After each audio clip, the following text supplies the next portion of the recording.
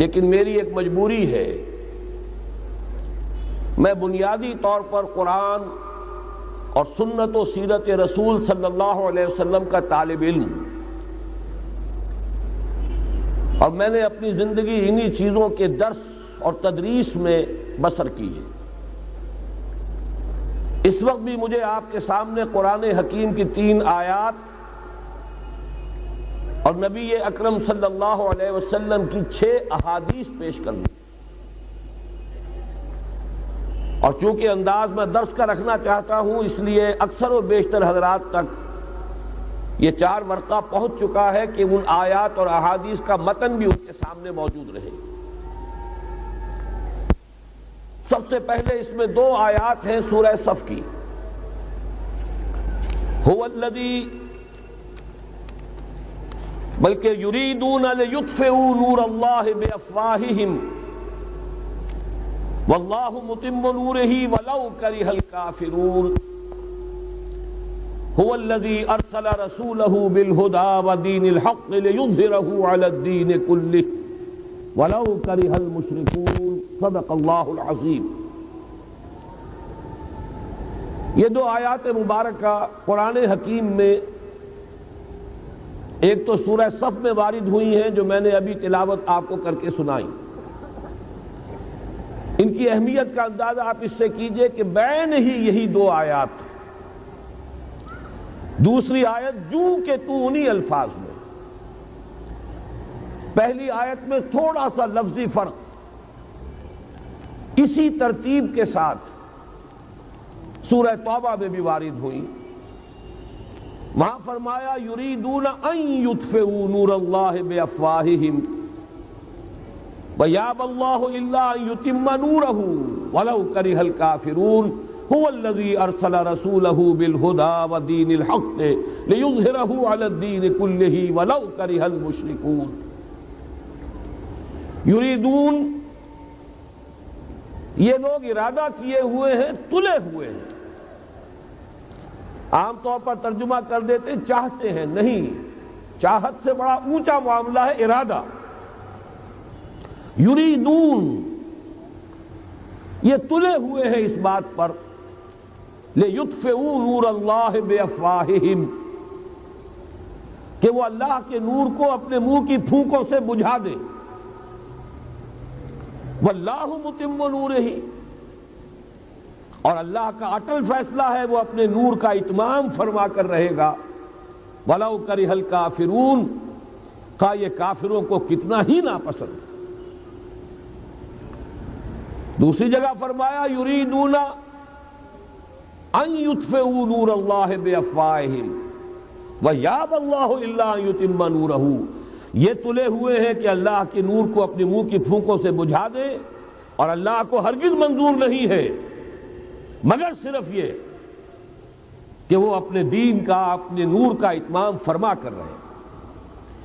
یہاں یریدون کا فاعل کون ہے؟ کون تلے ہوئے ہیں؟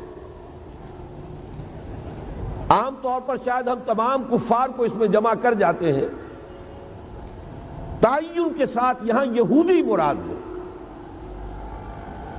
سورہ صف اور سورہ توبہ دونوں میں اس سے قبل یہود کا تذکرہ ہے۔ یہودی تلا ہوا ہے، یہودیوں کا اٹل فیصلہ ہے کہ وہ اللہ کے نور کو اپنے منہ کی پھونکوں سے بجھائے گا۔ اس کو اچھی طرح نوٹ کر لیجئے کہ تاریخ انسانی میں خیر و شر کی جو کشمکش رہی ہے،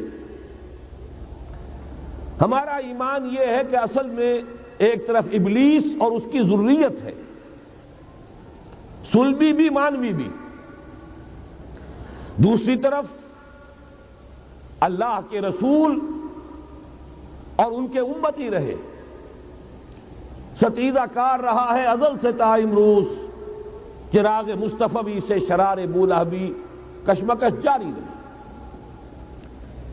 قرآن مجید میں 7 مقامات پر قصہ آدم و ابلیس ہے۔ اللہ سے اس نے مہلت مانگی قیامت تک کے لیے کہ مجھے مہلت دے کہ میں ثابت کر سکوں کہ آدم اور اس کی ذریت، اس کی نسل تیری وفادار نہیں رہے گی۔ میں انہیں گمراہ کر کے چھوڑوں. قرآن کا ہر طالب علم جانتا ہے اللہ نے اسے مہلت دی،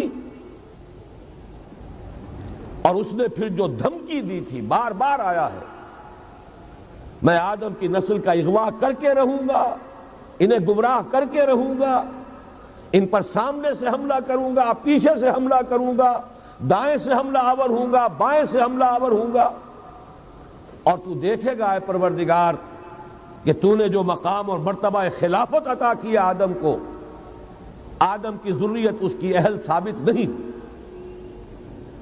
یہ چیلنج ہے جو قرآن مجید میں آیا ہے. اب ایک بات یہ نوٹ کیجئے کہ اس ذریت آدم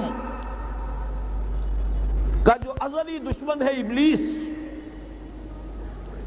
اس کا سب سے بڑا ایجنٹ اس دنیا میں کئی ہزار برس سے یہودی ہے. دنیا میں انسانوں میں ان کے سب سے بڑے ایجنٹ کارندے، وہ مغضوب علیہم قوم، وہ ملعون قوم، لعن الذین کفروا من بنی اسرائیل علی لسان داؤد و عیسی ابن مریم. تاریخ یہ بتا رہی ہے کہ ان کی دشمنی ہمیشہ رہی، تمام انبیاء سے رہی. حضرت مسیح علیہ السلام کو انہوں نے اپنے بس پڑتے سولی پر چڑھایا. خود نبی اکرم صلی اللہ علیہ وسلم اور آپ کے صحابہ کے ساتھ جو معاملہ رہا، میں اس وقت تاریخ اور سیرت بیان نہیں کر سکتا، صرف قرآن مجید کی گواہی دے رہا ہوں. لَتَجِدَنَّ أَشَدَّ النَّاسِ عَدَاوَةً لِلَّذِينَ آمَنُوا الْيَهُودَ وَالَّذِينَ أَشْرَكُوا. تمام انسانوں میں مسلمانوں کے بدترین دشمن یہودی اور مشرک ہیں. یہ یہودی، میں چاہتا ہوں کہ تاریخ جو ہماری امت مسلمہ کی ہے اس کے حوالے سے ان کا جو بھی کردار رہا ہے اس پر ایک نظر ڈال لیجیے. سب سے پہلے عبداللہ ابن سبا یہودی نے اسلام کا لبادہ اوڑھ کر مسلمانوں کو آپس میں ٹکرایا. الفتنۃ الکبریٰ. 1,00,000 مسلمان ایک دوسرے کی تلواروں اور نیزوں سے ختم ہوئے. خلافت کی توسیع کا جو سیلاب چل رہا تھا، تھمتا نہ تھا کسی سے سیل رواں ہمارا، وہ آپس کی چپقلش سے، خانہ جنگی سے اس سیلاب کے آگے بڑھنے کی توسیع کا معاملہ ختم ہو گیا. اس کے بعد تاریخ ایک عجیب حقیقت سامنے لاتی ہے جس کی گواہی خود انہوں نے دی ہے. بن گوریان نے جو کتاب لکھی ہے اس میں تسلیم کیا. مسلمانوں کی مہربانی، ایک رؤوف اور رحیم رسول کی امتی ہونے کے ناطے ان میں شفقت اور رحمت، جیسے اللہ تعالیٰ نے حضور سے کہا قرآن میں 2 مرتبہ، اے نبی آپ کی رافت اور شفقت سے یہ کافر اور منافق فائدہ نہ اٹھانے پائیں. یا ایھا النبی جاہد الکفار والمنافقین واغلظ علیہم. ان پر سختی کی. لیکن یہ کہ حضور کا اپنا ایک مزاج تھا، شفقت، رحمت للعالمین بنا کر بھیجے گئے. اسی کا عکس تھا صحابہ کرام میں. سب سے پہلا سہارا جو انہیں ملا ہے 550 برس کے بعد انہیں یروشلم میں داخلے کی اجازت حضرت عمر نے دی ہے رضی اللہ تعالی عنہ. ورنہ 70 عیسوی میں جب ٹائٹس نے یروشلم کو برباد کیا، ہیکل سلیمانی کو مسمار کیا، 1,33,000 یہودی ایک دن میں قتل کیے، اور اس وقت سے جو جلا وطن کیا ہے تو یہ یروشلم میں داخل نہیں ہو سکتے تھے 550 برس تک، تاکہ اللہ تعالیٰ نے حضرت عمر رضی اللہ تعالیٰ عنہ کے دست مبارک پر یروشلم کو فتح کرایا، اور آپ نے پھر اس کو ڈکلیئر کیا اوپن سٹی. یہاں عیسائی بھی آئیں، یہودی بھی آئیں، اگرچہ ایک حقیقت تاریخی لوگوں کے علم میں نہیں ہے. یروشلم میں جو اس وقت عیسائی تھے انہوں نے جب سرنڈر کیا، انہوں نے ایک شرط پیش کی. یہ ان عیسائیوں کی طرف سے پیش کردہ شرط تھی کہ آپ چاہے یہودیوں کو یہاں آنے کی اجازت دے دیں، بسنے کی اجازت نہیں دیں گے. وہ یہاں کوئی جائیداد نہیں خرید کر سکیں گے، وہ یہاں آباد نہیں ہو سکیں گے۔ چنانچہ اس وقت سے لے کر 1917 تک کوئی یہودی فلسطین میں آباد نہیں ہو سکا۔ البتہ اس عرصے میں جسے یہ ڈائسپورا کہتے ہیں، انتشار کا دور، تسلیم کرتے ہیں کہ ہمارا اس انتشار کے دور میں جو سنہری زمانہ ہے وہ مسلم اسپین، ہسپانیہ میں جب مسلمانوں کی حکومت قائم تھی، پھر مسلمانوں کی شفقت سے، رحمت سے، ان کی نرمی سے فائدہ اٹھا کر اور انہوں نے وہاں سے عیسائیت بحیثیت مذہب اور یورپی اقوام ان کے اندر نقب لگائی ہے، اور واقعہ یہ ہے کہ اپنے ان ازلی دشمنوں کو انہوں نے فتح کیا۔ اس کو بھی اچھی طرح سمجھ لیجئے، مسلم اسپین سے انہوں نے آزاد خیالی، حریت فکر، اس کے عنوان سے جو کام شروع کیا تھا، اسی کے نتیجے میں یورپ میں پروٹیسٹنٹ مذہب پیدا ہوا۔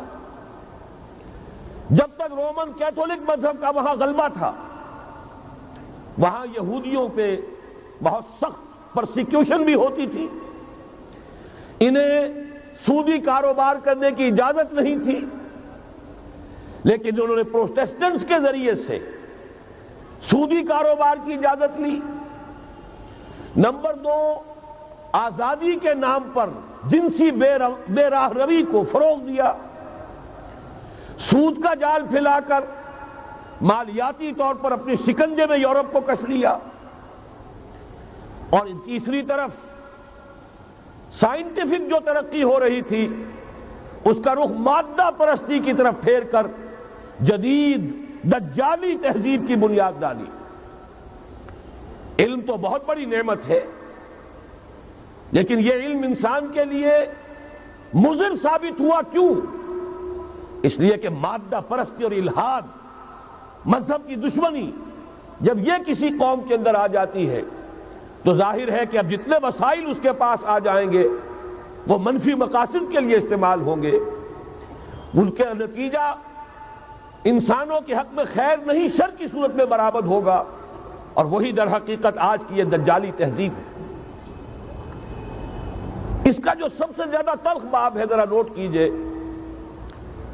ماضی قریب تک رومن کیتھولک عیسائی یہودیوں کو دشمن سمجھتے تھے، اور یہودیوں کو حضرت مسیح کو سولی پر چڑھانے کا مجرم سمجھتے تھے۔ اگرچہ ہمارا عقیدہ ہے کہ اللہ نے انہیں بچایا، زندہ آسمان پر اٹھایا، لیکن یہ کہ عیسائی بھی مانتے ہیں، یہودی بھی مانتے ہیں کہ ہم نے مسیح کو سولی دے دی۔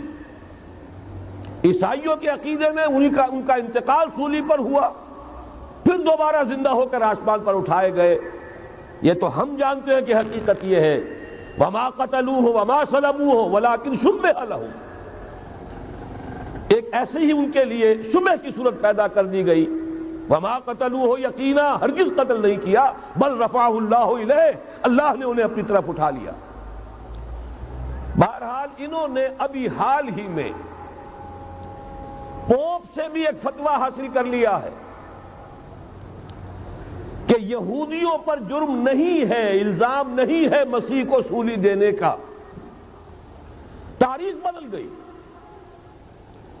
جو 1900 برس تک ایک تاریخ چلی آ رہی تھی، بیک جنبش قلم پوپ صاحب نے انہیں اس ذمہ داری سے بری۔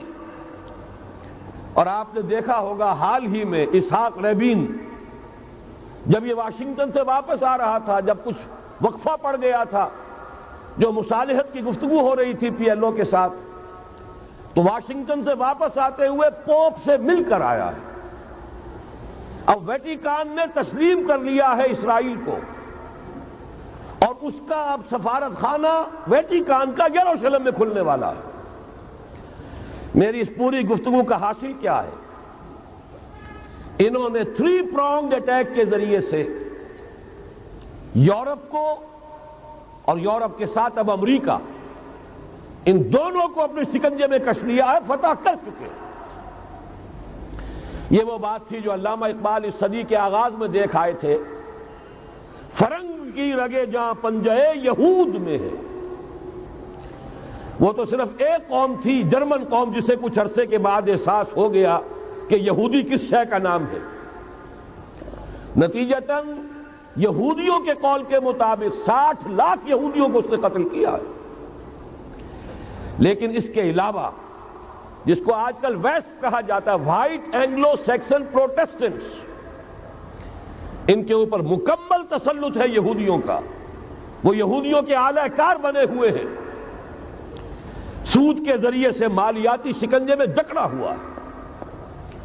فیڈرل ریزرو فنڈ جتنا بھی امریکہ کا ہے، یہ سرکاری بینک نہیں ہے، یہودیوں کے نجی ادارے ہیں۔ اور دنیا کی سب سے بڑی مقروض حکومت جو ہے وہ امریکہ کی ہے، یہودی قرض خواہ ہے، اور امریکہ کی حکومت ان کی مقروض ہے۔ اسی لیے کہا ہے نکسن نے اپنی کتاب میں کہ کوئی پریزیڈنٹ نہیں ہے امریکہ کا جو یہودیوں کی رائے کے خلاف چل سکے۔ اس نے یہ بات کہہ دی اور لکھ دی، کھل کر لکھ دی، اپنی کتاب میں لکھ دی۔ بہرحال اس کے ضمن میں جو انہیں آخری کامیابی حاصل ہوئی، اعلان بالفور 1917، یہودی آباد ہونے شروع ہو گئے، اور اصل میں اسی کے لیے خلافت کو منسوخ کرایا گیا۔ سلطان عبد الحمید، اگرچہ یہ ترکی خلافت جو ہے مرد بیمار کمزور، پھر بھی وہ مسلمانوں والا جذبہ اتنا تھا، انہیں بڑی سے بڑی رشوت پیش کی گئی تھی۔ ظاہر بات ہے یہودیوں سے بڑھ کر رشوت دینے والا کون ہو سکتا، جن کے ہاں ایسے بینکر ہوں جو 40 بلین ڈالر کا ایک چیک لکھ سکیں۔ پھر یہ کہ ان پر سیاسی دباؤ بہت ڈالا گیا۔ انہوں نے جب تک خلافت عثمانیہ برقرار رہی، یہودیوں کو فلسطین میں آباد ہونے کی اجازت نہیں دی، کہ جو معاہدہ کیا تھا حضرت عمر نے رضی اللہ تعالی عنہ، خلیفہ ثانی نے، خلیفہ راشد نے، ہم اس کے پابند ہیں، اور ہم یہاں یہودیوں کو آباد ہونے کی اجازت نہیں دیں۔ لہذا انہوں نے اس خلافت ہی کا بستر طے کرایا، اس لیے کہ نہ رہے بانس نہ بجے بانسری، نہ مسلمانوں کی وحدت ملی کی کوئی علامت دنیا میں باقی رہے، اور نہ مسلمان کسی مسئلے پر جمع ہو کر کوئی موقف اختیار کر سکے۔ اعلان بالفور کے نتیجے میں آباد کاری شروع ہوئی۔ 1948 میں اسرائیل قائم ہو گیا، معجزہ ہو گیا۔ 1967 میں اس کی توسیع ہو گئی۔ اس میں ایک بات اور بھی عرض کر دوں، یہ سارا کس طور سے ہوا ہے کام؟ آپ نے زائنزم کا نام تو سنا ہے، صہیونی تحریک۔ خود اس کا جو بابا آدم تھا، آرڈر آف الومیناٹی، 1776 یکم مئی یہ نظام قائم کیا وائساپ نے، اور اس نظام کے تحت فری میسنری اور lodges of the great Orient قائم کیے گئے۔ یہ سارا ہتھ کنڈا وہ ابلیسی نظام، اس کی تفصیل ایک کینیڈین آتھر نے لکھی ہے کتاب میں، پاونز ان دی گیم۔ یہ سارا دھندا ایک شیطانی چکر ہے، ابلیسی چال ہے، اور اس کے ذریعے سے اسرائیل قائم ہوا، اور اس کی توسیع بھی ہوئی 1967 میں۔ اب یہاں تک پہنچنے کے بعد ان کے پیش نظر بقیہ دنیا کی تسخیر اور اسے فتح کرنے کا معاملہ ہے، اور سب سے بڑھ کر اسلام کی بیخکنی اور اس کا راستہ روکنا، یہ ان کے پیش نظر ہے۔ یریدون لیطفئوا نور اللہ بافواہہم۔ صورت اس وقت کیا ہے؟ یورپ اور امریکہ سے آپ مشرق کی طرف آئیے، پہلے عالم عرب ہے، عرب مسلم ورلڈ۔ مجھے یہ کہتے ہوئے سخت دکھ ہو رہا ہے، پورا عالم عرب وہ فتح کر چکے، وہ عرب ممالک کے جو اسرائیل کے ساتھ کسی میز پر بیٹھ کر گفتگو کرنے کو تیار نہیں تھے۔ آپ دیکھ رہے ہیں کہ لائن لگ گئی۔ کبھی صرف انور سادات نے ریکگنائز کیا تھا، پوری دنیا میں شور مچا تھا، اس پر لعنت ملامت ہوئی تھی۔ اب تو ایک ایک کر کے، وہ شاہ حسن ہو چاہے شاہ حسین ہو، اب تو وہاں سے ویزے ختم ہو رہے ہیں۔ سعودی عرب اور امارات انہوں نے جو کچھ کاروباری بندشیں لگائی ہوئی تھی وہ ختم کر دی گئی، ان میں نرمی پیدا کر دی گئی۔ یہ صورتحال ہے کہ واقعتاً ان کی جو عالمی تسخیر کا پروگرام ہے وہ آگے بڑھ رہا ہے، اور بدقسمتی سے امت مسلمہ کا جو قلب ہے، اس امت کا قلب امیین پر مشتمل ہے۔ هو الذی بعث فی الامیین رسولا منہم یتلو علیہم آیاتہ ویزکیہم الی آخر الآیہ۔ حضور بھی امی تھے، انہی میں سے تھے صلی اللہ علیہ وسلم، لیکن آج وہ قلب جو ہے عالم اسلام کا وہ یہودیوں کے شکنجے میں کسا جا چکا ہے۔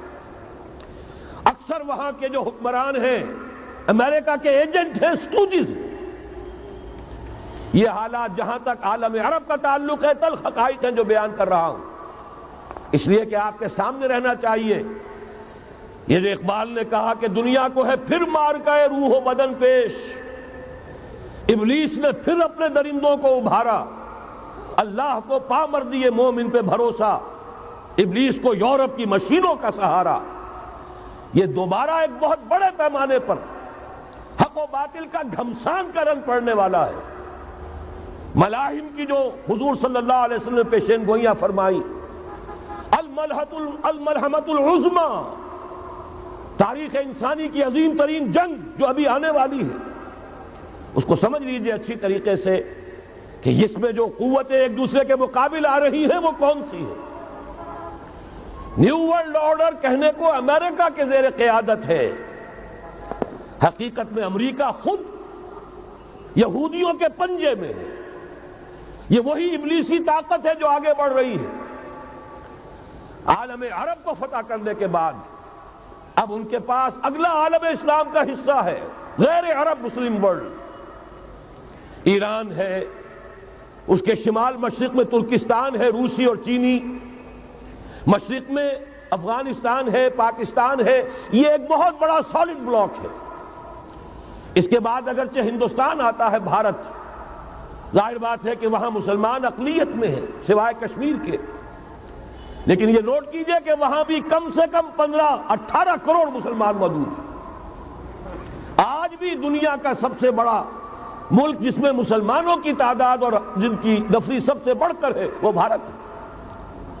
اس کے بعد پھر انڈونیشیا، ملائیشیا ہے، اس سے آگے ہے پھر فار ایسٹ، ابھی انہیں فتح کرنا ہے۔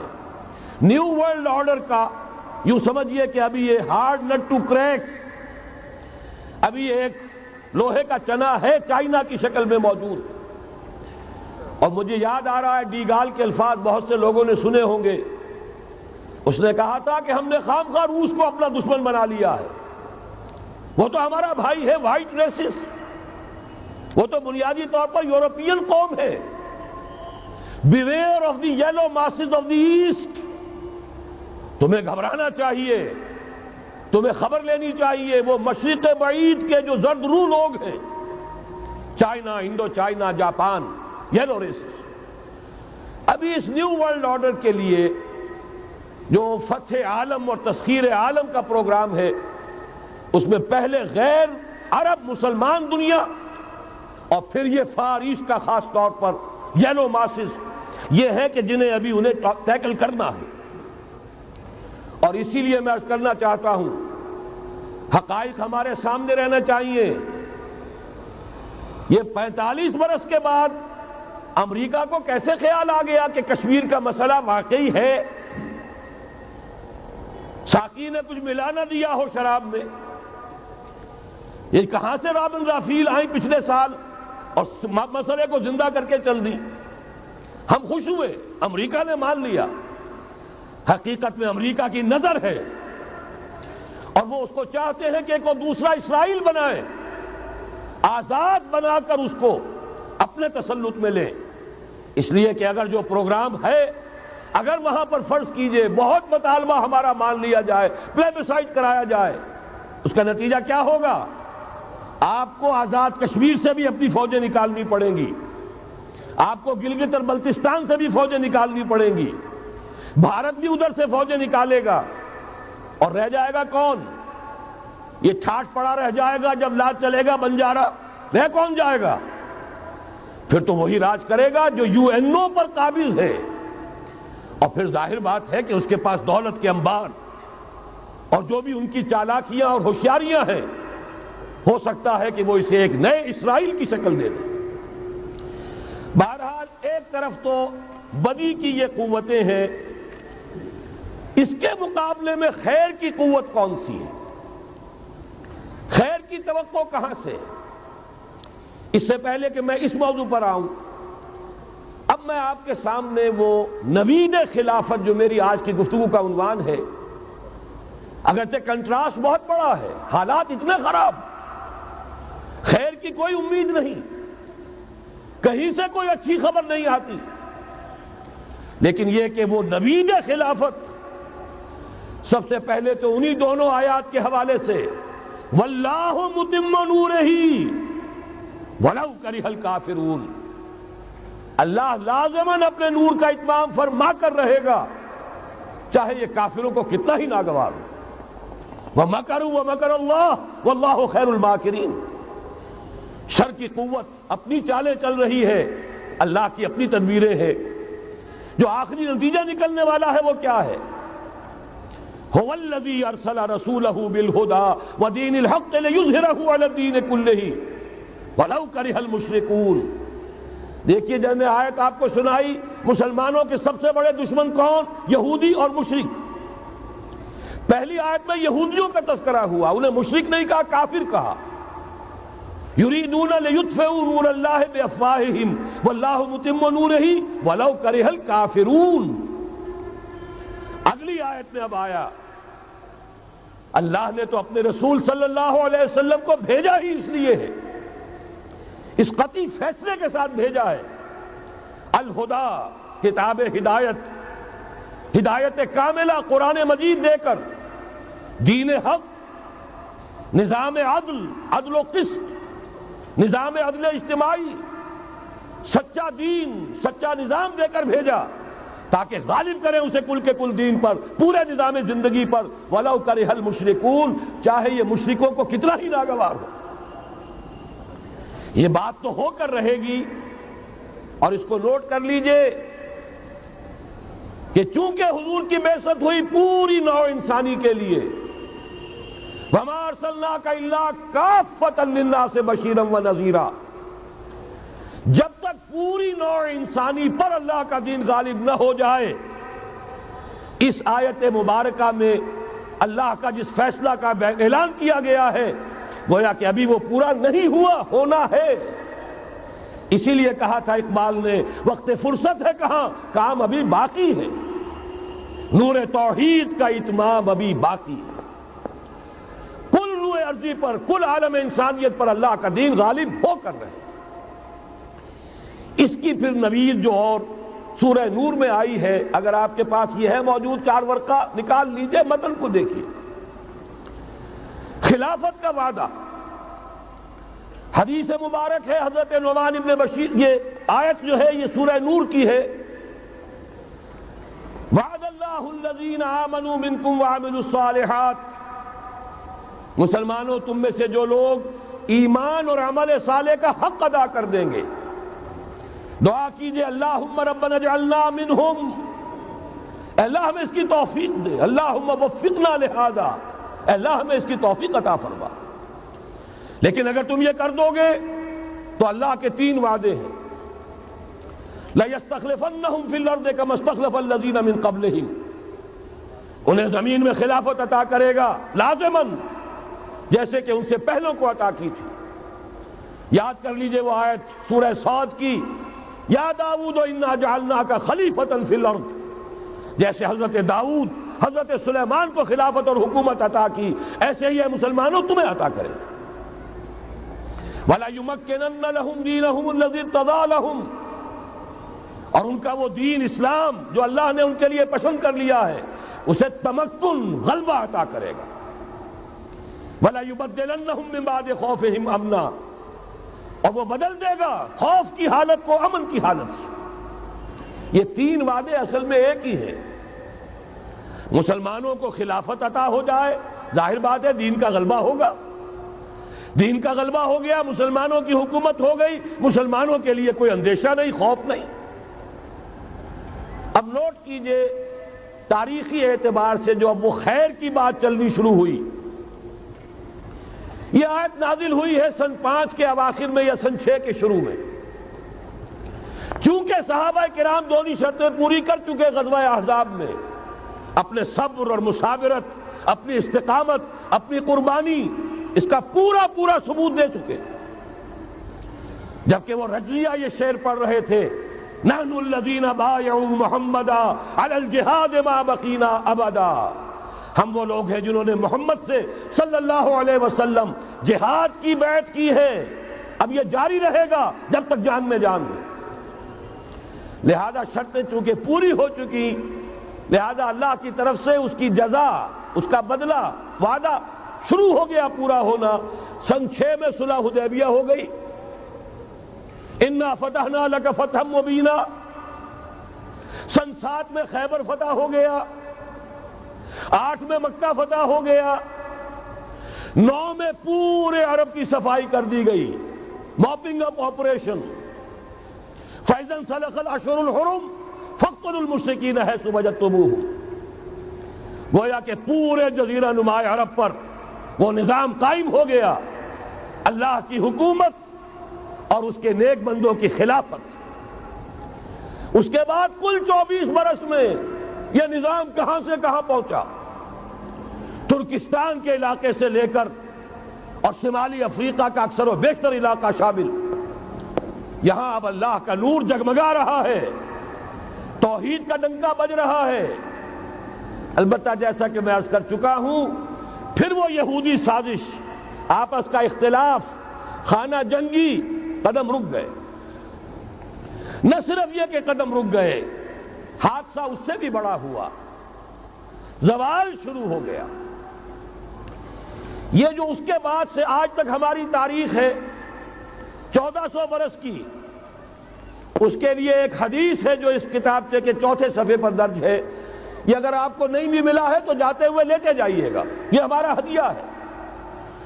اس لیے کہ جو مایوس کن حالات ہیں جن سے ہم دو چار ہیں، ان میں ہمارا حال یہ ہے کہ سمجھنے دے مجھے اے نا امیدی کیا قیامت ہے، کہ دامان خیال یار چھوٹا جائے ہے مجھ سے، امید کا دامن ہاتھ سے چھوٹ جاتا، کیسے حالات سیدھے ہو جائیں گے، کیسے خلافت آ جائے گی۔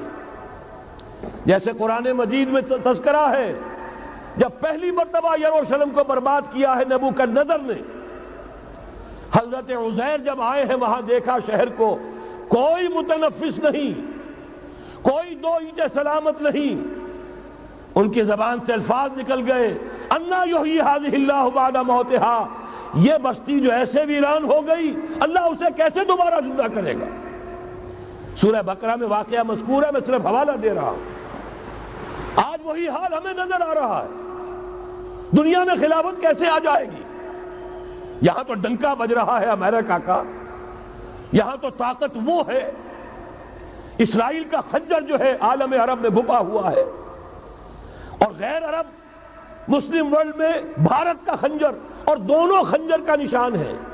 کبھی نقشہ دیکھا ہو، اسرائیل تو واقعتاً خنجر کے مانند تھا، جب تک یہ ویسٹ بینک شامل نہیں ہوا تھا اس کی شکل بالکل خنجر کی، اوپر دستہ اور نیچے وہ پھل، عالم عرب کے سینے میں پیوست۔ یہی بھارت کا حال ہے، آپ نقشہ دیکھیے، کشمیر خنجر کے دستے کے مانند ہے اور نیچے وہ تکون جا رہی ہے، اور اسی نے جدا کیا ہے عالم اسلام کا ایک حصہ جو مغربی پاکستان کے ساتھ ہو گیا، اور وہ جو بنگال مشرقی پاکستان سے ہوتے ہوئے انڈونیشیا ملائیشیا علیحدہ ہو گئے۔ اس پورے کو ذہن میں رکھیے تو یہاں بھی وہ خنجر اسی طرح پیوست ہے۔ حالات اتنے مایوس کن، ہماری کوئی حیثیت نہیں، ہمارے حکمرانوں کے دنیا میں مذاق اڑتے ہیں، ہمارے وسائل ان کے زیر تسلط ہیں، ان کے قبضے میں ہے، ہماری پالیسیاں وہ بناتے ہیں، ہمارے لیے بجٹ انسٹرکشنز وہاں سے آتی ہیں، ٹیکسیشن پالیسیز ان کے احکام کے مطابق بنتی ہیں، پھر کہاں سے ہو جائے گا؟ انا یحیی ھذہ اللہ بعد موتہا، کیسے زندہ کرے گا؟ میں اس کے لیے آپ کو یہ حدیث سے سنانا چاہتا ہوں تاکہ وہ یقین پیدا ہو۔ ایمان بالغیب جو پہلی شرط ہے قرآن مجید کی ہدایت سے استفادے کی، الف لام میم ذالک الکتاب لا ریب فیہ ھدی للمتقین الذین یؤمنون بالغیب۔ نبی نے خبر دی صلی اللہ علیہ وسلم، اور آپ نے اپنی تاریخ، اپنی امت کی کل تاریخ کے 5 ادوار گنا دیے۔ حضرت نعمان ابن بشیر کی حدیث مسند احمد ابن حنبل میں، تکون النبوت فیکم ما شاء اللہ ان تکون، مسلمانوں تمہارے مابین نبوت قائم رہے گی، موجود رہے گی، یعنی میں بنفس نفیس تمہارے مابین رہوں گا جب تک اللہ چاہے گا۔ ثم یرفع اللہ اذا شاء یرفعها، پھر جب اللہ چاہے گا نبوت کو اٹھا لے گا، یعنی میرا انتقال ہو جائے گا۔ دوسرے دور کی خبر دی، ثم تکون خلافۃ علی منہاج النبوہ، پھر ایک دور آئے گا خلافت کا عین نبوت کے نقش قدم پر، کوئی فرق نہیں ہوگا، وہی نظام جو میں نے قائم کیا ہے جوں کا تو قائم رہے گا، میرے نقش قدم پر وہ خلافت ہوگی۔ فرمایا وہ بھی رہے گا جب تک اللہ چاہے گا، پھر وہ بھی ختم ہو جائے گا۔ پھر فرمایا تیسرا دور آئے گا، ثم تکون ملکن عاضا، ظالم ملوکیت، بادشاہی، محل بنیں گے، ٹھاٹ جمیں گے، ظلم کا سکہ رواں ہوگا، ناجائز قتل ہوں گے۔ حجاج ابن یوسف کے ہاتھوں سینکڑوں تابعی محمد ابن قاسم بلا کر شہید کر دیے گئے، ورنہ اسی وقت پورا یہ جزیرہ نمائے ہند جو ہے، انڈین پیننسولا، اس وقت پورا کا پورا مسلمان ہو جاتا۔ لیکن ملوکیت کو کبھی یہ برداشت نہیں ہوتا کہ کوئی شخص پبلک کے اندر مقبول ہونا شروع ہو جائے، پاپولر ہونا شروع ہو جائے، ان کے اقتدار کے لیے خطرہ ہو سکتا تھا۔ اسی دور ملوکیت میں واقعہ کربلا ہوا، حسین ابن علی رضی اللہ تعالی عنہما شہید ہوئے۔ اسی ظالمانہ حکومت کے دور میں واقعہ ہرہ ہوا، مدینے کی بے حرمتی ہوئی 3 دن تک۔ اسی کے دور میں حضرت عبداللہ ابن زبیر رضی اللہ تعالی عنہما شہید ہوئے۔ میں اب کیا کیا گنواؤں، حضور نے جب فرمایا ثم تکون ملکن عاضا، کاٹ کھانے والی ملوکیت، یہ اسی کی شرح ہے۔ فرمایا یہ دور بھی رہے گا جب تک اللہ چاہے گا، پھر جب اللہ چاہے گا اسے بھی اٹھا دے گا۔ پھر چوتھا دور آئے گا، ثم تکون ملکن جبریا، پھر بادشاہی ہوگی غلامی کے ساتھ۔ میں نہیں کہہ سکتا اس وقت صحابہ نے اس کا مطلب کیا سمجھا ہوگا، اب چونکہ یہ دور ہمارے سامنے سے گزر چکا ہے، بلکہ ایک اعتبار سے ہم اسی دور میں سانس لے رہے ہیں، لہذا بات سمجھ میں آ رہی ہے کہ وہ ملوکیت چاہے ظالم تھی، بادشاہ مسلمان تو تھے، کلمہ گو تو تھے، ان میں بہت اچھے بھی ہوئے ہیں۔ تاریخ انسانی میں مسلمانوں کے جیسے عمدہ مثالیں ہیں عمدہ بادشاہوں کی، شاید تاریخ کے اندر کوئی اور مثالیں پیش نہ کی جا سکے۔ لیکن یہ کہ اس کے بعد جو دور آیا، کہیں ہم تاج برطانیہ کے غلام بن گئے، ملکہ برطانیہ، شاہ برطانیہ، ہز میجسٹیز گورنمنٹ، ہر میجسٹیز گورنمنٹ، کہیں فرانس کے، کہیں اٹلی کے، کہیں ہالینڈ کے، کہیں اور کسی کے، فرانس کے، اس طرح سے پورا عالم اسلام جو ہے کولونیل دور کے اندر غلامی کے دور میں چلا گیا۔ یہ چوتھا دور تھا، لیکن یہاں تھوڑا سا توقف کر لیجئے۔ یہ چوتھا دور ایک درجے میں ختم ہو گیا ہے، کہتے ہیں دنیا والے کولونیل دور ختم ہو گیا، حقیقت میں ختم نہیں ہوا، براہ راست حکمرانی ختم ہوئی ہے، انڈائریکٹ رول جاری ہے، ریموٹ کنٹرول کے ذریعے سے وہی حکومت کر رہے ہیں، بٹن وہیں سے دبتے ہیں، ہم جا کر جھولیاں انہی کے سامنے پسارتے ہیں، انہی سے کبھی سرمایہ کاری کی بھیک مانگتے ہیں، کبھی قرضوں کی بھیک مانگتے ہیں، ان کے چشم ابرو کے اشاروں کے منتظر رہتے ہیں۔ ہماری جنگ اور صلح ان کے تابع ہے، ہمارے تمام وسائل ان کے تسلط میں ہیں۔ وہ دور ابھی ختم نہیں ہوا، فرق صرف یہ ہے پہلے براہ راست حاکم تھے، آج بالواسطہ حاکم ہیں۔ لیکن حضور نے فرمایا صلی اللہ علیہ وسلم یہ دور بھی ختم ہو کر رہے گا۔ یوں سمجھیے جیسے کراچی میں لانڈی کورنگی میں کئی نمبر آتے ہیں بسوں میں، Karachi Landhi number 1، Landhi number 2، Landhi number 3، پھر کہیں 3.5 بھی ہوتا ہے۔ آج ہم بیچ میں کھڑے ہیں اس چوتھے دور کے کہ حضور کے قول کے مطابق ملکن جبرین، یا دور ابھی جاری ہے، نصف ختم ہو گیا ہے، نصف ابھی باقی ہے۔ لیکن ایک بات تو بڑی تلخ ہے، ابھی بقیہ نصف میں بڑی قیامتیں گزرنے والی ہیں۔ اسی بقیہ نصف میں وہ معرکہ پیش آنے والا ہے، اسی میں وہ ملاحم ہوں گے، اسی میں وہ الملحمۃ العظمیٰ ہوگی، اسی میں دجال اکبر کا ظہور ہوگا، اس میں ہمارے اوپر تکالیف اور مصائب ابھی اور اس کے سائے گہرے ہوں گے، اور کچھ روز فضاؤں سے لہو برسے گا، اور غمناک یہ تاریک اندھیرے ہوں گے، لیکن اس کے بعد فرمان نبوت پوری شان کے ساتھ ظاہر ہوگا۔ ثم تکون خلافۃ علی منہاج النبوہ، پھر دور آئے گا خلافت علی منہاج النبوہ کا، دوبارہ وہی دور، بین ہی وہ نظام جو محمد رسول اللہ نے قائم فرمایا صلی اللہ علیہ وسلم، دنیا میں دوبارہ قائم ہو کر رہے گا۔ میرے کئی دوستوں نے کہا ہو کر رہے گا، میں یقین کے ساتھ کہتا ہوں ہو کر رہے گا، صرف یہ کہ ہم یہ نہیں کہہ سکتے ابھی اس میں کتنی دیر ہے۔ جیسے قرآن مجید میں کئی جگہ حضور سے کہلوایا گیا، نبی کہہ دیجئے ان ادری اقریب ام بعید ما توعدون، لوگوں جو وعدہ تم سے کیا جا رہا ہے یہ تو میں نہیں کہہ سکتا وہ جلدی پورا ہوگا یا دیر میں، ہوگا ضرور پورا۔ ان اللہ لا یخلف المیعاد، اللہ تعالیٰ اپنے وعدے کی خلاف ورزی نہیں کرتا۔ تو محمد الرسول اللہ صلی اللہ علیہ وسلم کی دی ہوئی نوید، دوبارہ خلافت علی منہاج النبوہ کا نظام قائم ہوگا، اور اس میں اب ذرا نور علی نور، دو حدیثیں اسی کتابچے میں شامل ہیں، پھر عرض کر رہا ہوں یہ آپ کو مل جائے گا اگر نہیں ہے اس وقت، اور میں چاہتا ہوں آپ ان کے متن یاد کریں، ان حدیثوں کے مبلغ بن جائیں، ان آیات کو حفظ جان بنائیں، تاکہ مایوسی کا مداوع ہو سکے، ہمتیں جو پست ہو رہی ہیں ان میں دوبارہ عزم جمع پیدا ہو سکے۔ اس لیے ہم نے بڑی تعداد میں اسے شائع کیا ہے، 100 کے پیکٹس کے اندر آپ کو یہ مل سکے گا اگر آپ لینا چاہیں، عام کریں، پھیلائیں۔ پہلی حدیث ہے مسلم شریف کی،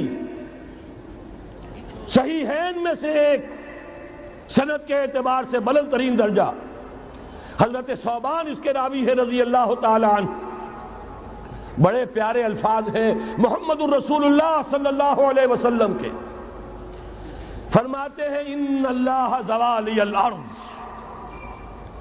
اللہ نے میرے لیے پوری زمین کو سکیڑ دیا، لپیٹ دیا، فرائیت مشارقہا و مغاربہا، میں نے اس کے سارے مشرق دیکھ لیے، سارے مغرب دیکھ لیے، وَإِنَّ أُمَّتِي سَيَبْلُغُ مُلْكُهَا مَا زُوِيَ لِي مِنْهَا، اور یقین رکھو میری امت کی حکومت ان تمام علاقوں پر قائم ہو کر رہے گی جو مجھے اس طرح زمین کو سکیڑ کر اور لپیٹ کر دکھا دیے گئے۔ اب جس شخص کو بھی محمد کی رسالت پر ایمان ہے صلی اللہ علیہ وسلم، اسے کوئی شک نہیں ہو سکتا۔ دوسری روایت حضرت مقداد سے، یہ مسند احمد ابن حنبل کی روایت، حضرت مقداد رضی اللہ تعالیٰ عنہ فرماتے ہیں حضور نے ارشاد فرمایا لا يبقى على ظهر الارض بیت مدر ولا وبر الا ادخلہ اللہ کلمۃ الاسلام، اس روئے ارضی پر کوئی گھر نہیں بچے گا، نہ اینٹ گارے کا بنا ہوا نہ کمبلوں کا بنا ہوا خیمہ رہے گا جس میں اللہ تعالیٰ کلمہ اسلام کو داخل نہ کر دے، کل روئے ارضی پر ہر گھر میں اسلام داخل ہوگا۔ لیکن اس میں بڑی اہم بات ہے، ہمارے بعض دانشور آج جو گمراہیاں پھیلا رہے ہیں اس کا توڑ اس حدیث میں ہے، اور ہمیں صدمہ ہے، علامہ اقبال کا فرزند، اور وہ اس مغالطوں کو عام کر رہا ہے، اور بھی چھٹ بھئیے دانشور تھے، ان کی بات کی کوئی اہمیت نہیں تھی، لیکن اب وہی بات کہی ہے ڈاکٹر جاوید اقبال نے، اس حدیث میں اس کا توڑ ہے، اسلام کا غلبہ ہوگا تو کیسے ہوگا؟ بعز عزیز وذل ذلیل، یا تو کسی عزت والے کے اعزاز کے ساتھ ہوگا اور یا کسی کمزور کی مغلوبیت کی بنیاد پر ہوگا۔ اما یعزہم اللہ، یا تو اللہ گھر والوں کو، خیمے والوں کو اعزاز عطا فرمائے گا، فیکونون من اہلہا، وہ اسلام ہی کے کلمے کو قبول کر لیں گے، وَإِمَّا يُذِلُّهُمْ، یا اللہ انہیں مغلوب کر دے گا، فَيَدِينُونَ لَهَا، اور ان کے لیے لازم ہوگا کہ وہ اسلام کی تابعداری اختیار کریں۔ یہی دو راستے ہیں، یہی سورہ توبہ میں بتایا گیا تھا۔ ان یہودیوں سے، ان نصارہ سے مسلمانوں جنگ جاری رکھو، حتیٰ یؤتوا الجزیۃ عن ید وہم صاغرون، یہاں تک کہ اپنے ہاتھ سے جزیہ پیش کریں، چھوٹے بنیں، اسلام کی بالادستی کو قبول کریں۔ میثاق مدینہ یہ تو اصل میں جد و جہد کے دوران کا ایک مرحلہ ہے۔ دوران میں تو کبھی صورتحال بدلتی ہے، تدبیریں ہوتی ہیں، صلح بھی ہوتی ہے، جنگ بھی ہوتی ہے۔ آخری فیصلہ قرآن کا کیا ہے؟ مسلمان اور غیر مسلم مل کر ایک امت نہیں بن سکتے، ایک ملت نہیں بن سکتے۔ اسی بنیاد پر پاکستان بنایا۔ دو قومی نظریے کا سب سے بڑا پرچارک علامہ اقبال، وطنی قومیت کی نفی کرنے والا شدید ترین الفاظ میں علامہ اقبال، اور اس کے فرزند جو ہے وہ ایک قوم ہونے کا تصور دے رہے ہیں مسلمانوں اور غیر مسلموں کو۔ یہاں تو ایک ہی راستہ ہے۔ صحابہ کرام کی فوجیں جب نکلی، جہاں گئیں، تین آلٹرنیٹیوز، ایمان لے آؤ، ہمارے برابر کے ہوگے، بھائی ہوگے، جان مال عزت آبرو املاک جائیداد ہر چیز جیسی ہے ویسی رہے گی، ہمارے کندھے سے کندھا لگا کر کھڑے ہوگے۔ یہ نہیں تو چھوٹے بنو، اسلام کی بالادستی قبول کرو، جزیہ دینا منظور کرو، اور یہ بھی نہیں تو صرف ایک تھرڈ آپشن ہے، آؤ میدان میں، تلوار ہمارے اور تمہارے درمیان فیصلہ کرے گی۔ یہ ہے تاریخ۔ آخری بات جو کہی گئی سورہ توبہ میں وہ تو یہ ہے، میثاق مدینہ تو ایک درمیان کی ایک تدبیر ہے، معاہدات ہوتے ہیں۔ معاہدات تو مشرکین عرب سے ہوئے، جس کی کامل تنسیخ کی، براۃ من اللہ ورسولہ الی الذین عاہدتم من المشرکین۔ سارے معاہدات آج ختم کیے جا رہے ہیں، اعلان عام کیا جا رہا ہے، کوئی معاہدہ نہیں ہے۔ باطل دوئی پسند ہے، حق لا شریک ہے، شرکت میں آنا ہے، حق و باطل نہ کر قبول۔ علامہ اقبال تو یہ کہہ رہے ہیں۔ بہرحال ذہن میں رکھیے، حضرت مقداد کی اس حدیث نے بہت بڑا عقدہ حل کیا ہے۔ اسی لیے جب حضور سے یہ الفاظ سنے حضرت مقداد نے تو کہتے ہیں فَقُلْتُ، میں نے اپنے دل میں یہ کہا، وَيَكُونَ الدِّينُ كُلُّهُ لِلَّهِ، یہ جو سورہ انفال میں الفاظ آئے ہیں، دین پورا کا پورا اللہ کے لیے ہو جائے گا، یہ تبھی ہوگا جبکہ کل روئے ارضی پر کوئی گھر نہ بچے، کوئی خیمہ نہ رہے، جو یا تو اس کے گھر والے اور خیمے والے اسلام لے آئیں یا اسلام کی تابع داری قبول کر دیں، تب کے لیے تیار ہوں، تب ہوگا۔ اسی کو اقبال نے کہا تھا جواب شکوہ میں، وقت فرصت ہے کہاں، کام ابھی باقی ہے، نور توحید کا اتمام ابھی باقی ہے۔ لیکن یہ جو حدیثیں میں نے آپ کو سنائی ہے، علامہ اقبال نے در حقیقت انہی کا نقشہ کھینچا ہے۔ آسماں ہوگا سحر کے نور سے آئینہ پوش، اور ظلمت رات کی سیما پا ہو جائے گی، پھر دلوں کو یاد آ جائے گا پیغام سجود، پھر جبیں خاک حرم سے آشنا ہو جائے گی۔ آنکھ جو کچھ دیکھتی ہے لب پہ آ سکتا نہیں، محو حیرت ہوں کہ دنیا کیا سے کیا ہو جائے گی۔ شب گریزہ ہوگی آخر جلوہ خورشید سے، یہ چمن معمور ہوگا نغمہ توحید سے۔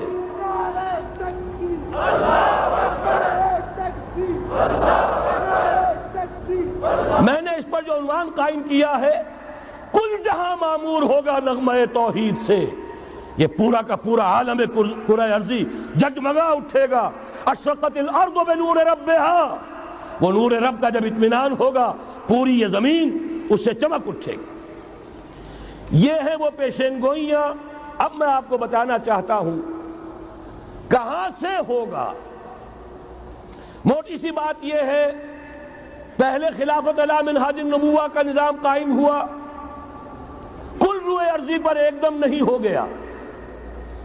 ایک ملک جزیرہ نماء عرب محمد الرسول اللہ صلی اللہ علیہ وسلم والذین معہ رضی اللہ تعالی عنہم اجمعین، ان کی جد و جہد، ایثار، قربانی، اس کے نتیجے میں جزیرہ نماء عرب وہاں یہ نظام قائم ہو گیا۔ پھر پھیلا، پھر توسیع ہوئی، 3 لشکر نکلے تھے، مشرق، مغرب، شمال۔ شمال میں اوشیائے کوچک ترکی کا علاقہ، مشرق میں خراسان تک، مشرق میں یہ ماوراء النہر تک، مغرب میں بحر اوقیانوس تک۔ دشت و دشت ہیں، دریا بھی نہ چھوڑے ہم نے، بحر ظلمات میں دوڑا دیے گھوڑے ہم نے۔ اب بھی یہی ہوگا، کسی ایک جگہ سے ہوگا۔ یہ میں اب آپ کو بتانا چاہتا ہوں کہاں سے ہوگا۔ پہلے اس کے جو شواہد ہیں وہ سمجھ لیجئے، پھر حدیثیں میں سامنے لاؤں گا۔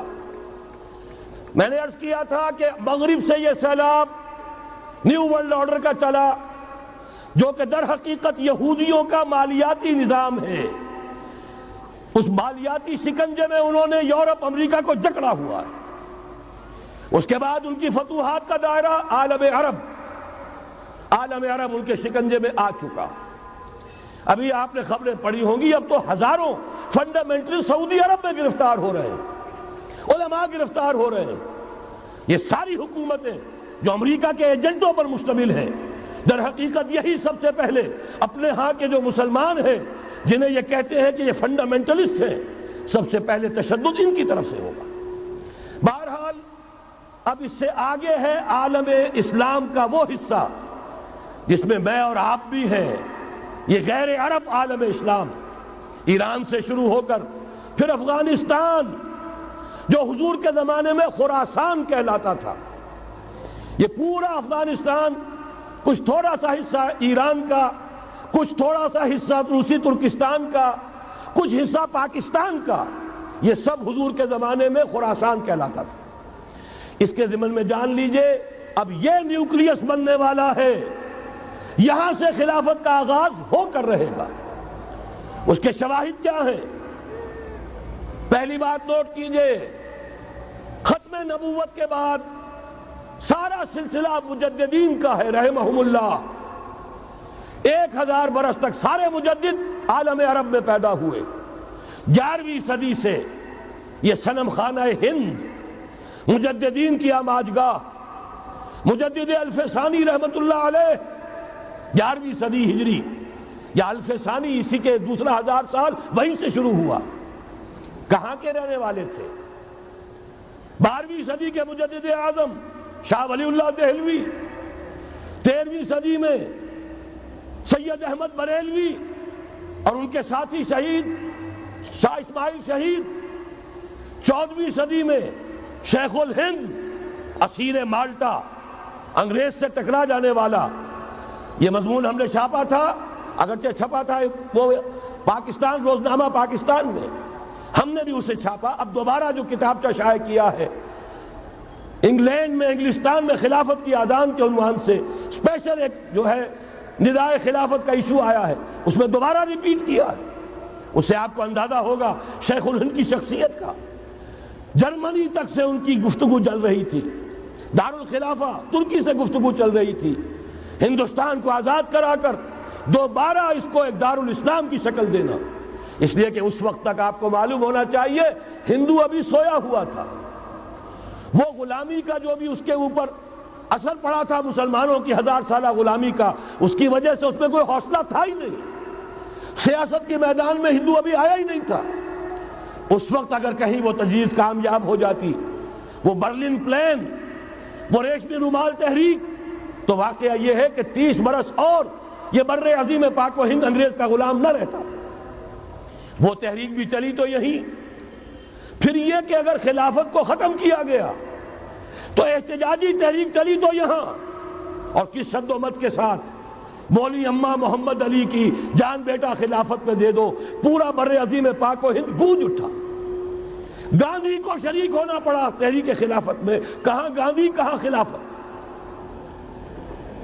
پھر اور شواہد نوٹ کیجئے، وہ جو کولونیل رول بظاہر ختم ہوا ہے، تمام مسلمان ممالک بظاہر آزاد ہوئے، لیکن کہیں بھی تحریک میں اسلام کا نعرہ نہیں لگا، صرف ایک جگہ پاکستان کا مطلب کیا، لا الہ الا اللہ، اور اس سے پھر گونج گیا پورا بر عظیم پاک و ہند، راس کماری سے لے کے درہ خیبر تک، اور ادھر مکران سے لے کر چٹاگانگ تک، پاکستان کا مطلب کیا، لا الہ الا اللہ، پوری دنیا میں اس کا کوئی نعرہ نہیں لگا۔ پھر پاکستان ہے وہ ملک جہاں قرارداد مقاصد پاس ہو گئی، خلافت اصولی اعتبار سے ہم نے تسلیم کر لی، جب حاکمیت اللہ کی ہے، ہمارے پاس حاکمیت نہیں، ہم حاکمیت کے مدعی نہیں۔ 10 کروڑ عوام کی ایک نمائندہ اسمبلی نے قرارداد مقاصد پاس کی، یہی تو خلافت ہے۔ ہمارے پاس جو اختیار ہے اللہ کا ڈیلیگیٹڈ ہے، اور یہ انہی حدود میں استعمال ہوگا جو اصل حاکم ہے اللہ، جو اس نے متعین کر دی ہے۔ پھر یہی وہ ملک ہے، واحد ملک پوری دنیا میں، جس میں فیڈرل شریعت کورٹ نے بینک انٹرسٹ کو ربا حرام قرار دیا ہے۔ پوری مسلم ورلڈ کے اندر اس کی کوئی مثال موجود نہیں۔ یہ شواہد ہے۔ علامہ اقبال جیسا مفکر یہاں پیدا ہوا، مولانا مودودی جیسا مصنف یہاں پیدا ہوا، مولانا الیاس جیسا مبلغ یہاں پیدا ہوا، شیخ الہند جیسا مجدد یہاں پیدا ہوا۔ پورے عالم اسلام میں اس کی کوئی مثال موجود نہیں۔ اور میں تو ایک اور بات کی طرف کہتا ہوں، اللہ کے معاملات بڑے عجیب ہیں۔ یہ جو جنگیں ہونے والی ہے، یہ جو خیر و شر کا مارکا دنیا کو ہے، پھر مارکا ہے روح و بدن پیش، تہذیب نے پھر اپنے درندوں کو ابھارا، اللہ کو پامردی مومن پہ بھروسہ، ابلیس کو یورپ کی مشینوں کا سہارا۔ یہ جو ابھی مارکا گرم ہونے والا ہے، پہلا حصہ میں آپ کو بتا چکا، شیطان، اس کا ایجنٹ یہودی، ان کے سب سے بڑے کارندے زائنسٹ، ان کے جو اس وقت اعلی کار ہیں ویسٹ، وائٹ اینگلو سیکسن پروٹیسٹنٹس، جو امریکہ کی زیر سرکردگی نیو ورلڈ آرڈر لے کر چلے ہیں، جو حقیقت میں جیو ورلڈ آرڈر ہے۔ دوسری طرف دیکھیے، ذرا غور کیجئے، ایک حدیث نبوی ہے، ما انزل اللہ من دائن الا انزل لہ دوان، اللہ نے کوئی ایسا مرض پیدا نہیں کیا جس کی دوا پیدا نہ کی ہو۔ اسرائیل 1948 میں قائم ہو رہا ہے، پاکستان 1947 میں وجود میں آیا ہے۔ 1 سال پہلے، جیسے ماں کی چھاتی میں اللہ دودھ پہلے پیدا کر دیتا ہے، بچے کی ولادت بعد میں ہوتی ہے، یہ قانون قدرت ہے۔ اسی طریقے سے توڑ اس کا در حقیقت اسرائیل کا توڑ ہے جو پاکستان کی شکل میں وجود میں آیا۔ یہ دوسری بات ہے کہ ہم بھٹک گئے، منزل کا سراغ بھول گئے، ہم آ کر دولت کے پھندوں میں، اور سب سے بڑھ کر یہ کہ جو متروکہ جائیداد کے لالچ، ہم اس میں پڑ گئے، بھول گئے یہ پاکستان کس لیے بنایا تھا، بھٹک گئے۔ بہرحال میں ان شواہد کی بنا پر یہ یقین رکھتا ہوں، پورا ترکش بیلٹ سلسلہ مجددیہ نقشبندیہ کے ساتھ، یہ پورا سلسلہ افغانستان سے چلیے، ترکستان سے چل کر ترکی تک، پورا یہ جو نان عرب ورلڈ ہے، نان عرب مسلم ورلڈ، وہ سلسلہ مجددیہ حضرت احمد سرہندی رحمت اللہ علیہ، گردن نہ جھکی جس کے جہانگیر کے آگے، جس کے نفس گرم سے ہے گرمی احرار، یہ انہی کا سلسلہ ہے جو پورے ٹرکش بیلٹ میں آپ کو نظر آئے گا۔ پھر شاہ ولی اللہ جیسا مفکر۔ بہرحال یہ تمام شواہد ہیں، اور میرے لیے تو سب سے بڑے شواہد جو ہے، اب وہ احادیث دیکھیے جو حضور نے ستا اٹھ کے کوئی نہیں خوش ہوتا،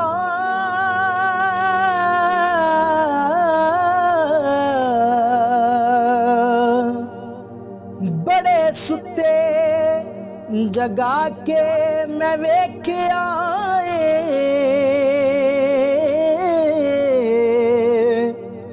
کتے جیا نہیں کوئی وفادار ڈٹھا،